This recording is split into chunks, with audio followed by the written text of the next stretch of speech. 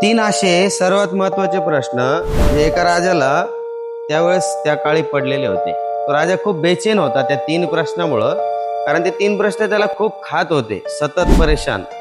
त्याचं जे राज्य होतं ते सुख समृद्धीचं, पैशाचं, म्हणजे भरपूर असं गजबजलेलं आणि नावाजलेलं राज्य होतं. परंतु त्या तीन प्रश्नामुळे तो कुठंतरी नाराज राहायचा सततच. पण तीन प्रश्न नेहमी त्याच्या डोक्यामध्ये फिरत राहायचे. मग त्याने राज्यामध्ये दवंडी पिटवली, जो माझ्या प्रश्नाचे उत्तर देईल त्याला भरघोस असं बक्षीस देण्यात येईल. प्रश्न असे होते, आयुष्यामध्ये कोणतं काम करण्यासाठी सर्वात योग्य वेळ असते? आयुष्यात सर्वात महत्वाचा माणूस कोण? आणि तिसरा प्रश्न होता की आयुष्यात सर्वात महत्वाचं काम कोणतं? राज्यभरातून पंडित, विद्वान, ज्योतिष, मंत्री, ज्ञानी लोक आले होते, भरपूर हुशार. काही म्हणायचे योग्य वेळ म्हणजे मुहूर्त, काही जण म्हणायचे योग्य नियोजन, काही जण म्हणले सर्वात महत्वाचा माणूस म्हणजे राजा, काही जण म्हणाले गुरु आहे सर्वात महत्वाचा, काही म्हणाले धर्म, काही म्हणाले व्यापार. पण राजाचं समाधान काही शेवटी झालं नाही.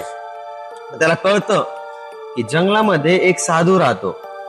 एका राजा साध्या वेशामध्ये त्या साधूला भेटायला निघाला. जंगलात पोहोचल्यावर त्याने पाहिलं की वृद्ध साधू आपल्या झोपडी समोर जमीन खणत बसला होता.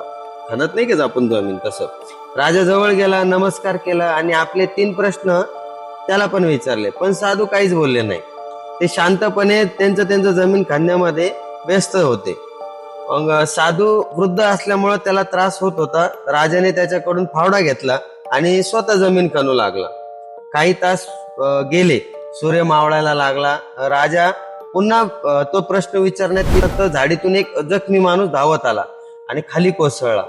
त्याच्या पोटातून रक्त वाहत होतं. राजाने त्याला उचललं आणि त्याची जखम वगैरे धुतली, त्याला पट्टी बांधली, रात्रभर त्याची सेवा वगैरे केली.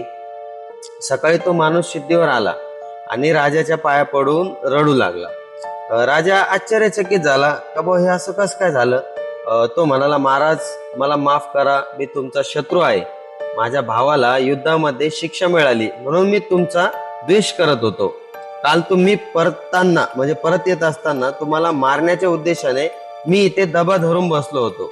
पण तुमच्या सैनिकांनी मला ओळखलं आणि जखमी केलं. तुम्ही माझा जीव वाचवला. आता मी तुमचा सर्वात विश्वासू माणूस बनन. थांब ना बेटा. राजा स्तब्ध झाला. काल तो साधूकडे आला नसता तर जमीन खणली गेली नसती आणि त्या माणसाची सेवा केली नसती, तर कदाचित त्याच्या स्वतःचा जीव गेला असता. तेव्हा त्याने काय केलं, साधूकडे पाहिलं आणि म्हणाला, आता खरी माझ्या तीन प्रश्नाची उत्तर द्या. साधू हसला आणि म्हणाला, महाराज उत्तर तुम्हाला कालच मिळालं पाहिजे होतं. म्हणजे बघा, पहिलं उत्तर सर्वात महत्वाची म्हणजे वेळ, जे आत्ताचा क्षण. कारण आपल्या हातामध्ये फक्त क्षण असतो, जे दुसरं काही नसतं. आणि दुसरं महत्वाचं उत्तर म्हणजे माणूस, जो सध्या तुमच्या समोर आहे. कारण पुढच्या क्षणी कोण भेटल हे कोणालाच माहिती नसतं. आणि त्या महाराजांनी हे सुद्धा सांगितलंय की तिसरं उत्तर म्हणजे सर्वात महत्वाचं म्हणजे काम, त्या माणसासाठी चांगलं करणं. कारण माणूस या जगामध्ये त्यासाठी आला आहे. फक्त ही गोष्ट लक्षात ठेव. त्याला जाणवलं की तो आयुष्यभर या सर्व गोष्टींच्या भविष्याची चिंता आणि भूतकाळाचा विचार करत राहिला, पण वर्तमानामध्ये जगणं विसरून गेला. त्यामुळे मित्रांनो, या गोष्टीची शिकवण खूप साधी आहे. काल निघून गेलेला आहे, उद्या अजून आलेला नाही. आपल्या हातात फक्त आजचा क्षण आहे. म्हणून योग्य वेळेची वाट बघू नका, योग्य माणसांकडे दुर्लक्ष करू नका आणि चांगलं काम पुढे ढकलू नका.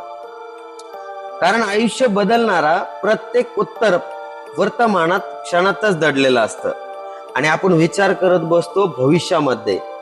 तुम्हाला आत्ताचा मिळालेला क्षण हा जर तुम्ही जगण्यामध्ये घालवला आणि त्याच्यामध्ये जर तुम्ही आनंद शोधला, तर जगण्यासारखी दुसरी मजा कशातच नाही.